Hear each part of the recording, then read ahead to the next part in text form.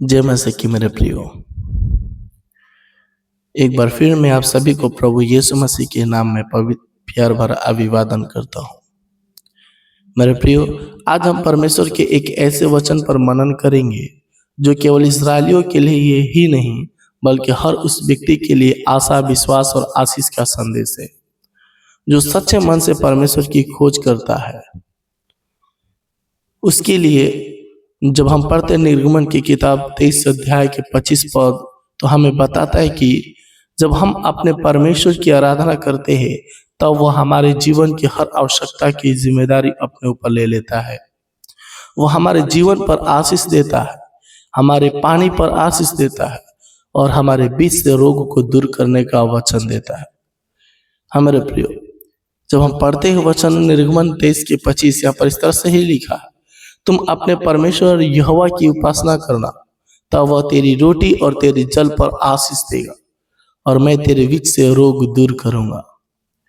मेरे प्रियो, आज की दुनिया में लोग धन, सफलता और सुरक्षा के पीछे भाग रहे हैं, लेकिन बहुत कम लोग परमेश्वर की खोज करते हैं।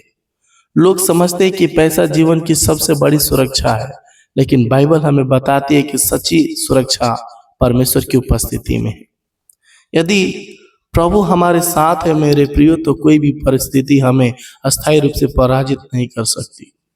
इसलिए आइए हम इस वचन को एक एक पदों के द्वारा हम आगे की ओर समझेंगे, जो कि इसमें लिखा है आराधना का वास्तविक अर्थ क्या है। जिसे में लिखा है इसमें कि तुम अपने परमेश्वर यहोवा की उपासना करो। उपासना क्या है?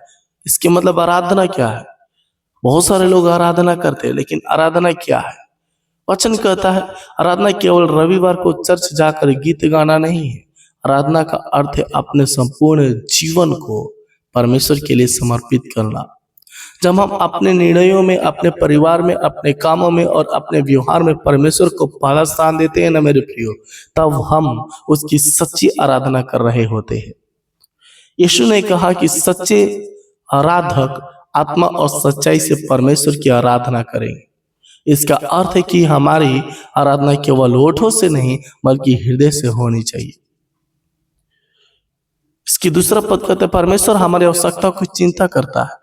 हाँ मेरे प्रिय, निर्गमन जब 23 के 25 में लिखा है कि परमेश्वर हमारे रोटी और पानी पर आशीष देगा। यह एक बहुत गहरी प्रतिज्ञा है मेरे प्रिय। इसका अर्थ है कि वह हमारी दैनिक आवश्यकताओं की भी पूर्ति करेगा। आज बहुत से परिवार आर्थिक कठिनाइयों से गुजर रहे हैं। किसी के पास नौकरी नहीं है, कोई व्यापार में नुकसान उठा रहा है, कोई कर्ज में डूबा हुआ है। लेकिन परमेश्वर कहता है मेरे प्रियो, यदि तुम मेरी आराधना करोगे तो मैं तुम्हारी आवश्यकताओं को पूरा करूंगा। यदि तुम मेरी आराधना करोगे तो मैं तुम्हारी आवश्यकताओं की चिंता करूंगा। याद रखिए मेरे प्रियो, परमेश्वर कभी अपने बच्चों को छोड़ता नहीं है, बल्कि कभी कभी वो हमारी परीक्षा लेता है, लेकिन कभी हमारा साथ नहीं छोड़ता। इसी में तीसरा कहता है परमेश्वर की आशीष साधारण चीजों को भी असाधारण बना देती है मेरे प्रियो। बहुत लोग के पास बहुत धन है लेकिन शांति नहीं। कई लोगों के घर में भोजन है लेकिन स्वास्थ्य नहीं। कुछ लोगों के पास सब कुछ है लेकिन परिवार में प्रेम नहीं। परमेश्वर की आशीष का अर्थ केवल धन नहीं है मेरे प्रियो, उसकी आशीष का अर्थ है मन की शांति, परिवार में प्रेम, जीवन में संतोष, आत्मिक आनंद और उसकी उपस्थिति। जब परमेश्वर आशीष देता है ना मेरे प्रियो, तब थोड़े में भी बहुत हो जाता है। इसलिए परमेश्वर हमारा चंगाई देने वाला भी प्रभु है। वचन कहता है मैं तेरे बीच से रोग दूर करूंगा।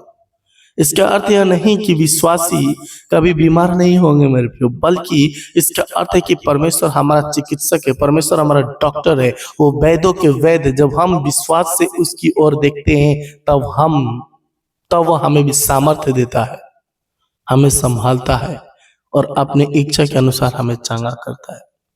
मेरे प्रिय, बाइबल में हम देखते हैं कि यीशु ने अंधों को दृष्टि दी, लंगड़ों को चलाया, कोढ़ियों को शुद्ध किया और मृतकों को जीवित किया। वही यीशु आज भी जीवित है। मेरे प्रियो, यदि आपके परिवार में कोई बीमार है तो निराश मत होइए, प्रार्थना कीजिए, विश्वास रखिए और परमेश्वर पर भरोसा रखिए। क्योंकि मेरे प्रियो, आज बीमारी केवल शरीर में ही नहीं है। आज कई लोग शरीर से नहीं बल्कि मन से बीमार भी होते हैं। कोई चिंता में जी रहा है, कोई अवसाद में है, कोई अकेलेपन में से टूट चुका है, कोई विश्वास खो चुका है, कोई भविष्य को लेकर डर रहा है। यीशु केवल शरीर को नहीं मेरे प्रियो, बल्कि टूटे हुए मन को भी चंगा करता है। वह निराशा व्यक्ति को आशा देता है, पापी को क्षमा देता है और टूटे हुए परिवार को फिर से जोड़ देता है। परमेश्वर चाहता है कि हम विश्वास में बने रहे। बहुत लोग आशीष मिलने तक परमेश्वर के साथ रहते हैं, लेकिन मेरे प्रियो कठिनाई आते ही दूर हो जाते हैं। सच्चा विश्वास वही है जो हर परिस्थिति में कहे, प्रभु मैं फिर भी आप पर भरोसा रखूंगा। अय्यूब ने सब कुछ खो दिया लेकिन परमेश्वर को नहीं छोड़ा। अंत में परमेश्वर ने उसे पहले से कहीं अधिक आशीष दी। मेरे प्रियो, परमेश्वर की ओर से आशीष पाने के लिए आज्ञाकारिता अवश्य जरूरी है। क्योंकि जब हम पढ़ते निर्गमन की पूरी पुस्तक में हमें देखने को मिलता है कि परमेश्वर ने इस्राएलियों से कहा कि यदि वे उसकी आज्ञाओं का पालन करेंगे तो वह उनकी रक्षा करेगा। आज भी परमेश्वर चाहता है कि हम उसके वचन के अनुसार जीवन बिताए, झूठ छोड़े, पाप से दूर रहे, क्षमा करना सीखे, प्रेम में चले, प्रार्थना करे, बाइबल पढ़े, चर्च की संगति में बने रहे। यही जीवन परमेश्वर की आशीष को आकर्षित करती है। क्योंकि मेरे प्रियो, यीशु मसीह सबसे बड़ी आशीष है। परमेश्वर की सबसे बड़ी आशीष धन नहीं है, सबसे बड़ी आशीष उसका पुत्र प्रभु यीशु मसीह है। यदि हमें यीशु मिल गए तो हमें अनंत जीवन मिला। यदि हमें यीशु मिल गए तो हमें क्षमा मिली। यदि हमें यीशु मिल गए तो हमें नई आशा मिली। यदि हमें यीशु मिल गए तो हमें परमेश्वर का परिवार मिल गया। मेरे प्रियो, यदि आप आज संघर्ष में हैं, यदि आप बीमारी से जूझ रहे हैं, यदि आपका परिवार कठिनाई में है, यदि आपकी आर्थिक स्थिति कमजोर है और आपका मन टूटा हुआ है, तो आज परमेश्वर आपको यही कह रहा है, पहले मेरी आराधना करो, मेरे पास आओ, मुझ पर भरोसा रखो। मैं तुम्हारी रोटी और पानी पर आशीष दूंगा। मैं तुम्हारे जीवन में अपनी शांति भर दूंगा। मैं तुम्हारे साथ रहूंगा और तुम्हें कभी नहीं छोड़ूंगा। मेरे प्रियो, इस संसार की हर वस्तु एक दिन समाप्त हो जाएगी, लेकिन परमेश्वर की प्रतिज्ञा है, परमेश्वर की कही हुई प्रोमिस कभी समाप्त नहीं होती। इसलिए आज ही निर्णय लीजिए कि चाहे परिस्थिति कैसी भी हो, हम अपने प्रभु की आराधना करेंगे, उसके वचन पर विश्वास करेंगे और उसके साथ चलते रहेंगे। आइए हम प्रार्थना करेंगे। हे स्वर्गीय पिता, हम आपका धन्यवाद करते हैं कि आपने हमें यह अद्भुत प्रतिज्ञा दी। हमें ऐसा हृदय दीजिए जो हर परिस्थिति में आपकी आराधना करे। हमारे घर, परिवार, भोजन, काम, स्वास्थ्य और भविष्य पर अपनी आशीष बरसाइए। जहां बीमारी है वहां चंगाई दीजिए, जहां निराशा है वहां आशा दीजिए, जहां भय है वहां विश्वास भर दीजिए। हमें जीवन भर आपकी आज्ञाओं में चलने की सामर्थ्य दीजिए। मेरे खुदा, हम आपसे प्रार्थना करते हैं, हम कमजोर हैं तो प्रभु हमें बलवंत कीजिए। हम अलग अलग परेशानियों में जूझ रहे हैं तो मेरे पिता हम लोगों को इस सारे परेशानियों से बाहर निकालिए। हमारे आर्थिक समस्याओं को खत्म करके प्रभु जी आशीषों में भर करके हमें आगे की ओर बढ़ाइए। हम इतने आशीष दे मेरे खुदा कि हम आपके चरणों में बैठ करके आराधना करते हुए आगे की ओर बढ़ते रहे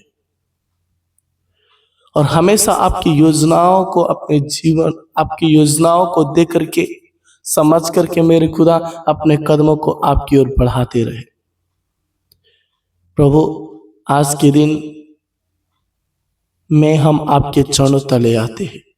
हम जहां भी जाए, जिधर भी जाए, वहां वहां आप हम लोगों को ढाल बन करके रक्षा करते हुए लेकर के चलिए। हम जिधर भी अपने हाथों को बढ़ाए, हाँ प्रभु, हमारे हाथों को बढ़ाते ही प्रभु आपके नाम में वो सारा काम सफल कीजिएगा।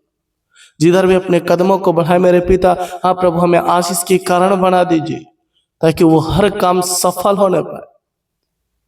हम प्रार्थना करते हैं, एक छोटी सी विनती प्रार्थना आपके प्रभु नाम में मांग लेते, सुनो दया से ग्रहण कर स्वर्गीय पिता। आमीन, आमीन। मेरे प्रियो, परमेश्वर आपको और आपके पूरे परिवार को अपनी भरपूर आशीष, शांति और उत्तम स्वास्थ्य प्रदान करे। सबको जय मसीह की।